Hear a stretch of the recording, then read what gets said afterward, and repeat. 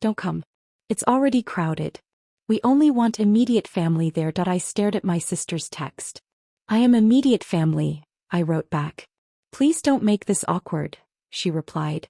That was the moment I understood I had just been erased. My name is Danielle Brooks.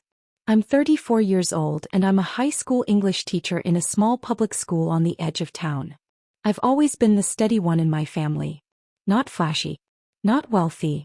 Not dramatic. Just dependable. My sister Lauren has always been different. She married a corporate executive, moved into a big house with white columns, and mastered the art of perfect photos. In every family gathering she was the one they praised. I was the quiet one refilling drinks in the kitchen. I wasn't rich or glamorous, but I had something they didn't expect. I had patience. I had loyalty. And I had a deep love for my niece, Ava. When Lauren was busy building her polished life, I was the one driving Ava to school. I helped her study for exams at my dining room table. I edited her college essays line by line. I still remember the smell of old books and dust in my apartment as we stayed up past midnight reviewing scholarship forms. At family dinners, though, I was reduced to a label. Single. No kids. Just a teacher.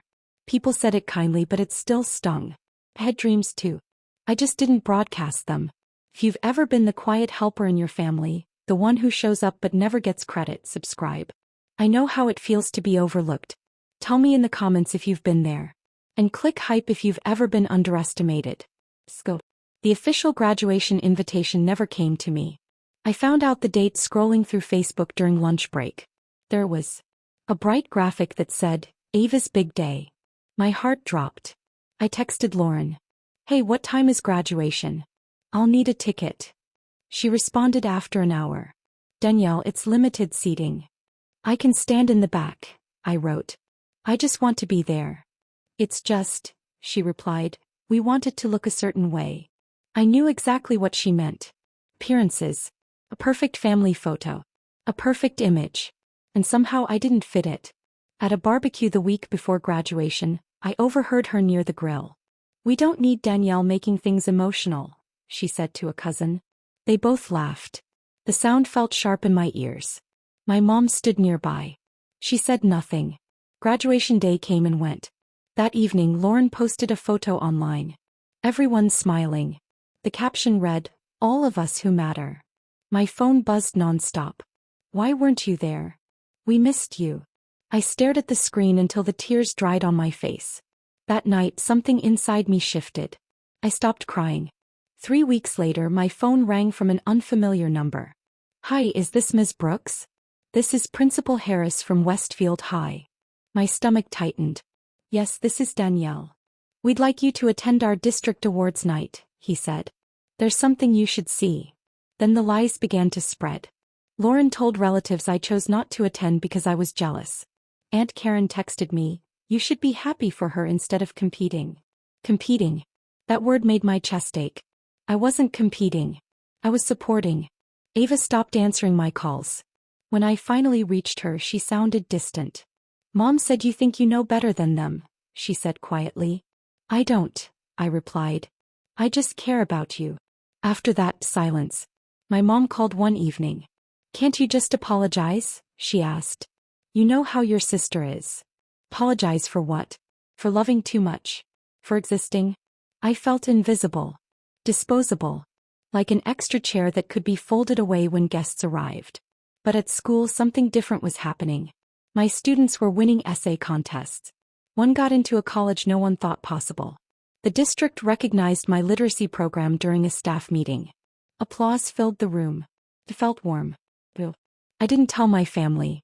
At Sunday dinner, Lauren bragged about Ava's self-made success. I bit my tongue. I remembered sitting with Ava at my kitchen table, rewriting her scholarship essay 6 times until it finally felt right. I remembered her tears of frustration and the way she hugged me when she got her acceptance letter. The arrogance grew. They believed I would fade away quietly. They thought I would stay small. So I stopped arguing. I stopped defending myself. Instead, I started preparing. What they didn't know was that for 3 years, I had been running an anonymous educational blog called Open Doors Ed. I created it late at night after grading papers. It started as a simple idea. Free scholarship guides for students who didn't have private counselors. I wrote about application tips, essay structure, financial aid secrets. I answered emails from kids who felt lost. Grew slowly at first. Then quickly. Thousands of subscribers. Teachers across different states sharing my resources. Messages from students saying, "You helped me believe I could do this." I never told my family. Felt safer that way. One evening at dinner, Lauren said, "These online education bloggers think they're experts." Everyone nodded. I just smiled and passed the salad. Principal Harris's call was not random. The district had been tracking community impact projects. Open Doors Ed had caught their attention. They traced it back to me. There was a district-wide recognition event coming. My name was on the list. Not just as a teacher. As the founder of a platform that had helped students nationwide. I had a plan they never saw coming. My mentor, Dr. Evelyn Carter, the district superintendent, had quietly followed my blog for years. The first time she mentioned it, I almost dropped my coffee. "Your work changes lives," she told me in her calm voice. I never bragged about knowing her. I didn't need to. She called me personally about the awards night. "Trust me," she said. "You'll want to be there." The same evening, Lauren announced a big family dinner. The exact same date. "You wouldn't miss family for work, right?" she asked, raising an eyebrow. "I already have plans," I replied. She rolled her eyes.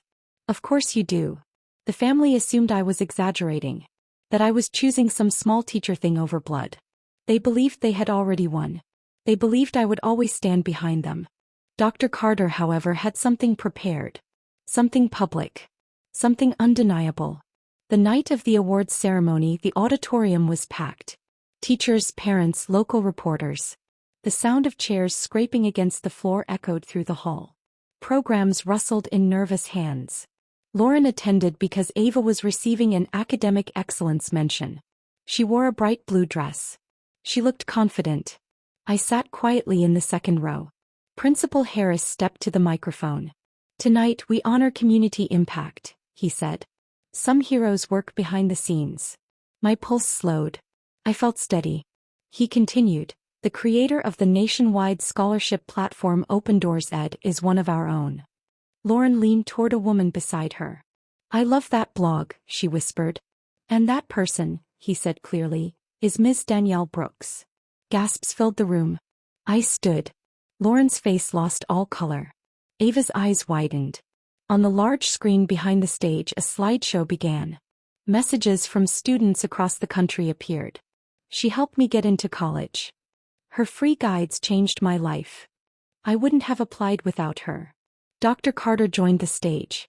Without her mentorship, many of our students, including some here tonight, would not have scholarships. Ava slowly turned toward me. The realization settled over her like sunlight breaking through clouds. After the ceremony, Lauren approached me. Her voice was tight. "Why didn't you tell us?" I looked at her calmly. "You never asked."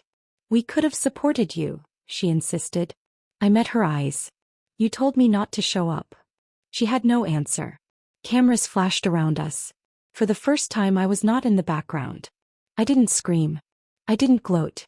I thanked my students and hugged Ava when she whispered, "I didn't know, Aunt Danny." "It's okay," I told her. Lauren stopped posting for a while after that. The perfect images paused. My mom hugged me tightly and said, "I'm proud of you." It sounded different this time. Softer. But I realized something important. I didn't need their approval anymore. I kept building Open Doors Ed. I mentored more students. I expanded workshops. I learned you don't have to beg for a seat at the table. Sometimes you build your own stage. And when your name is called, you stand up without apology.